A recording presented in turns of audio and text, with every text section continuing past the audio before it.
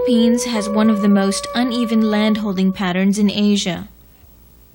80% of the country's privately owned land belongs to just 20% of the population, making the majority of Filipinos landless. In the rural areas, where most of the country's poor are found, a mere 15% of those employed in agriculture own the land they till, while some 10 million farmers labor as share tenants or wage earners on land that is not their own. This decades-old condition continues to stir up unrest in the countryside and fuels an insurgency movement which bedevils the Philippine government to this day. Several administrations have attempted to redistribute the land more equitably, from the Land Tenancy Act of 1933 to Presidential Decree No. 27 in the 70s. All failed. In many instances, the enabling law was flawed to begin with. More often, the government proved unequal to the task. The government of Corazon Aquino, which rose to power on the crest of a popular revolt that toppled the dictatorship of President Ferdinand Marcos in 1986, declared agrarian reform the centerpiece program of its administration.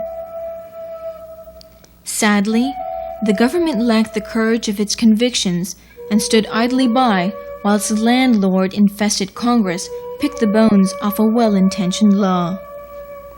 Nevertheless, Republic Act 6657, or the Comprehensive Agrarian Reform Law, as it is more popularly known, still represents the Filipino farmers' best hope of someday gaining possession of the land they've been tilling for years.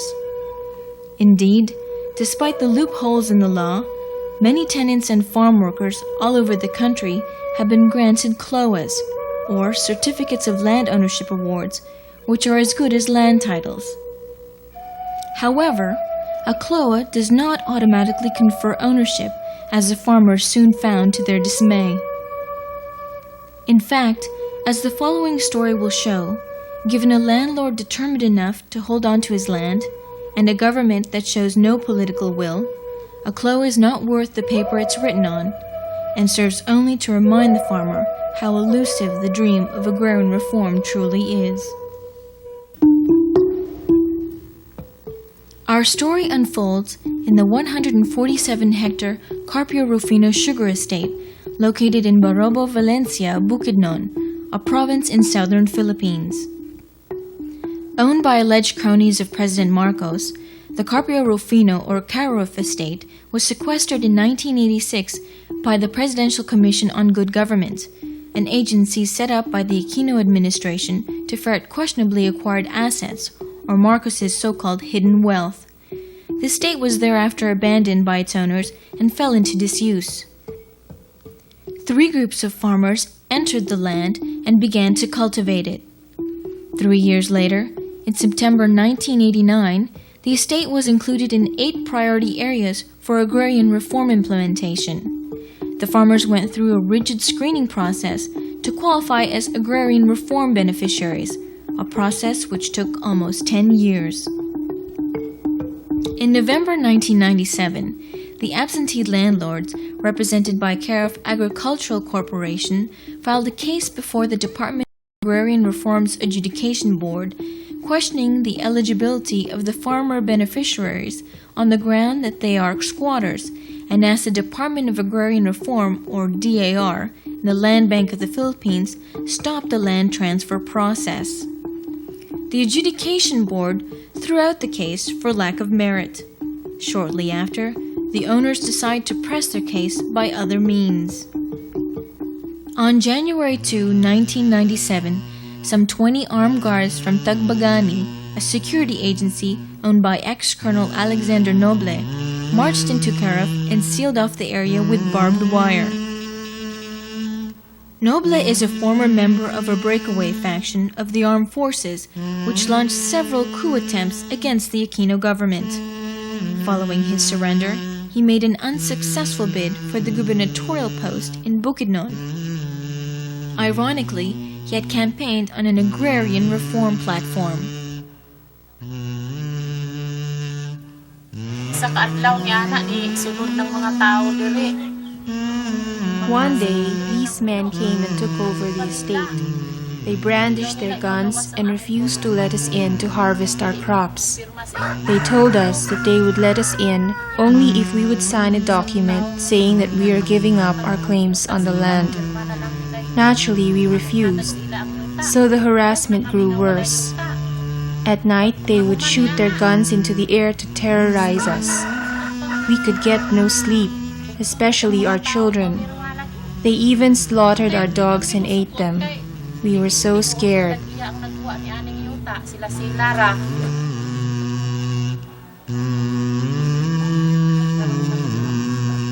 Pina mo na dunggan sir nga doon na day order nga gipagawas nga whoever will trespass mosulod na nga area pusilon. Well, mao man ang under our protective services code kung order sa tagya na way pasudlon wala gyud makasulod. Kay we know there are standing crops gustong harveston sa mga tagya but ang amo sultihan na mo sila na mga silang permiso sa tagiya. Now, if they have the permit to enter and pass and gather their crops, then pasulod sila. But sometimes wala sila order or permit gikan sa tagiya, di gyud sila makasulod. And then kung persahon man sila, then that is illegal trespassing. And siyempre, kung among mga gwardiya, andam gyapon magdepensa sa kaugalingon nila.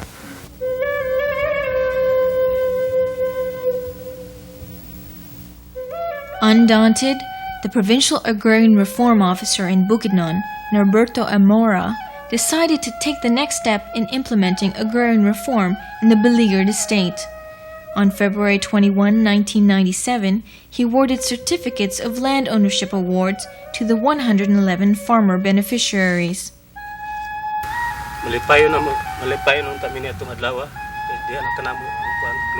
It should have been a happy day for us. We had the CLOA in our hands, but we still could not get into the estate. A PNP mobile force was around, but they could do nothing against Nobles men.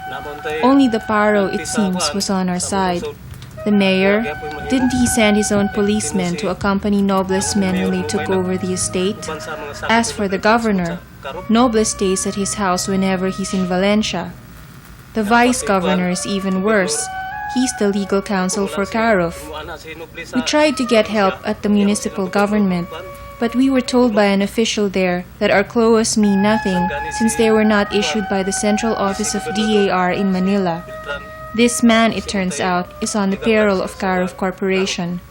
The PNP, which is supposed to protect us, are afraid of Nobles men. We had no choice but to leave our families and go to Manila to get help.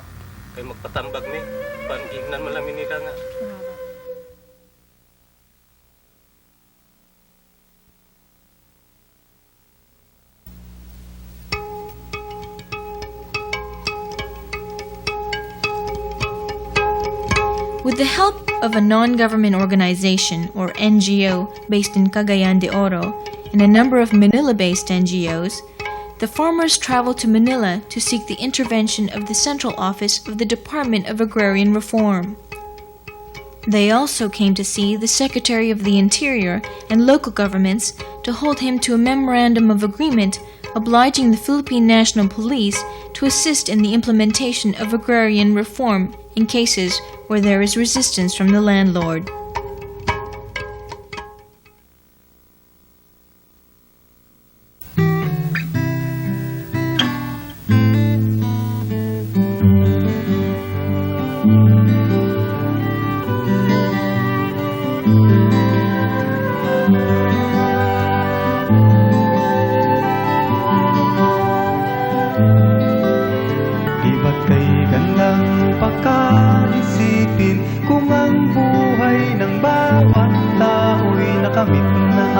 Kasada lang kay tagal nang hinihintay. Ngunit lahat ng pagsisikap ko'y hindi sapat. Hangarin ko'y kailan kaya matutupad. Buhay ay hindi kasing ganda ng isang pangarap. Sa paligid ko'y hirap ang nakikita. Buhay ay hindi kasing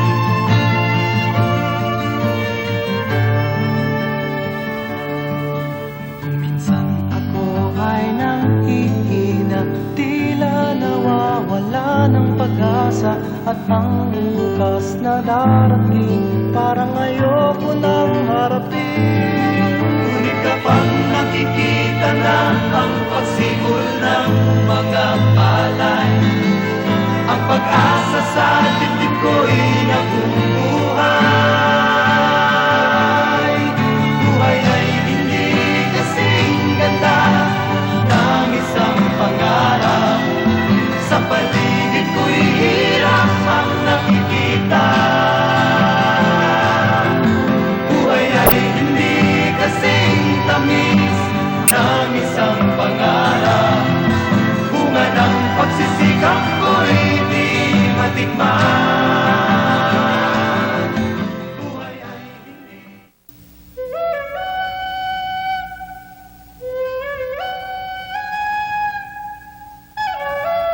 On April 19, 1997, the farmers made their way back home, weary but encouraged by the promise of support from the officials in Manila.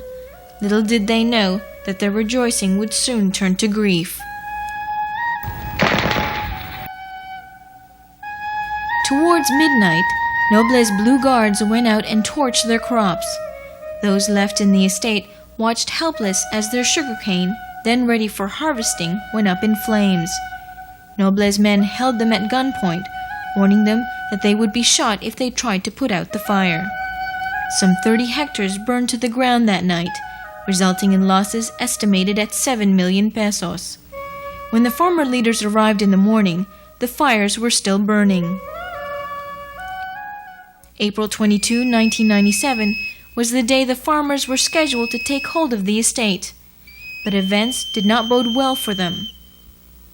The representative designated by the agrarian reform officials in Manila made a brief appearance, then mysteriously disappeared when time came for the negotiations with the estate's owners.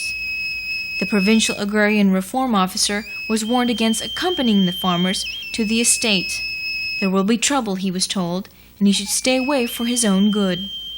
On top of all that, the Central Command of the Philippine National Police had yet to issue orders to the provincial commander in Bukidnon to protect the farmers from the armed guards in Carov.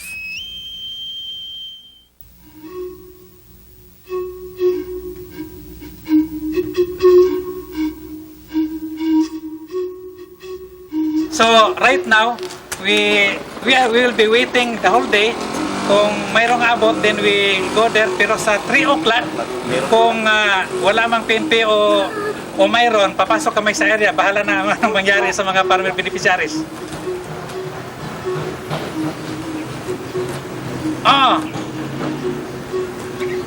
Ngayong umaga, I passed by the provincial headquarters.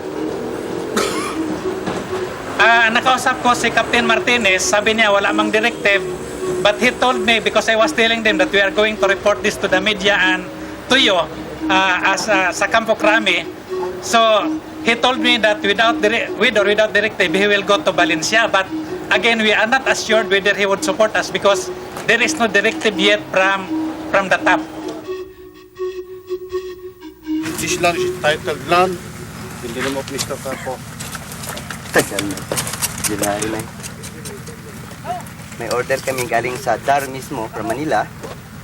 This is DARAP. Yes, but Even the DARAP and the DAR people there in Manila had already told us to install the farmers.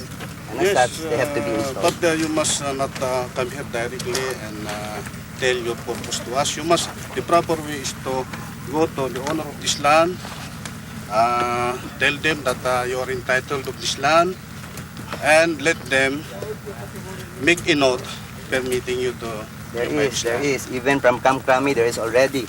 But an order. I mean the owner of this land, the title holder of this land. You said there is already a case, so the owner will naturally would not concede to what we are doing, di ba? Then you want us to go to the owner of the land? Kaya nga, kayo na nakakataas po, mag-usap-usap kayo ng paupo, hindi ganitong paraan. Nag-usap na kami. Eh, Meron ng order sa taas. Kayo nga yung na nag-take over. Dapat na i-take over ngayon. ang, Now, the general actually said that take over of this area. Ito ang sinusunod namin. this case is still in court. Paro.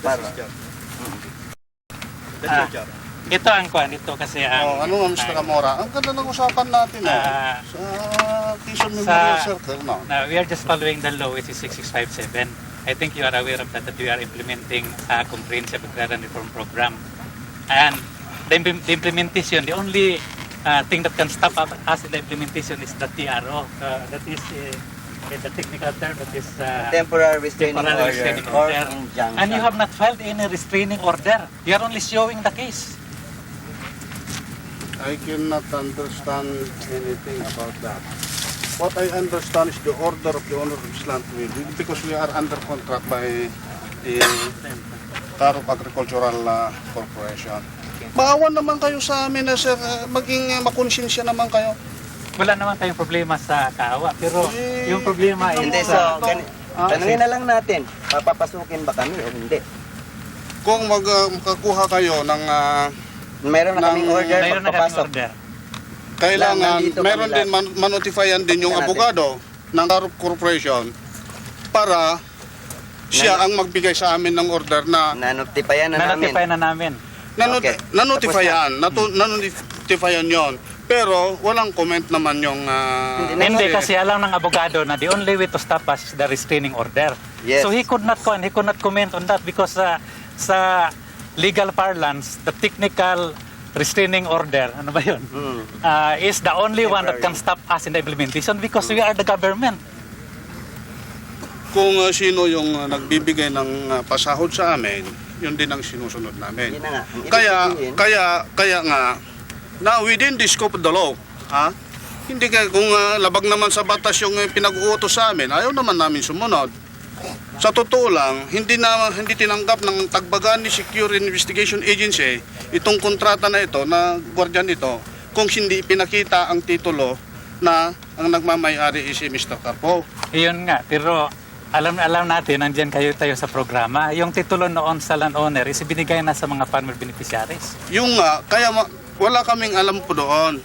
Papapasukin ba kami? Kasama namin ang batas at ang ini-implementa lang namin ay batas. Kailangan Hindi kami papapasukin o papapasukin kami. bago kayo papapasukin, kailangan tawagin muna yung abogado ng corporation, sir. Hindi pala kami papapasukin. Ibig sabihin, hindi pa papasukin. Categorically, hindi ko Oo. So that's categorical. That's in line. So, we have heard you. Dinig na namin ang kan mo. Ito saka wala naman kayong pinapakitang papilis. Ito. Papeles. Saan yung mga papilis? Ito ang order. Ito ang galing kay General Mora na papasok ang ating mga nagsisilbi sa mga tao na enforcer ng batas. Dito. Ngayon, kung ito naman, hindi ko mabasa dahil malabo ang aking mata. Ito naman, kung magpipilit kayong pumasok, wala kaming magagawa. Pero hindi namin kayo pinapayagan na pumasok. Ngayon, kung magpumilit kayong pumasok, there will be no struggle from us. So, it's clear here with the people. Okay ba, klaro? Na papasok tayo, hindi sila manggulo. Pero we are enforcing the law and therefore we have to force ourselves to enter.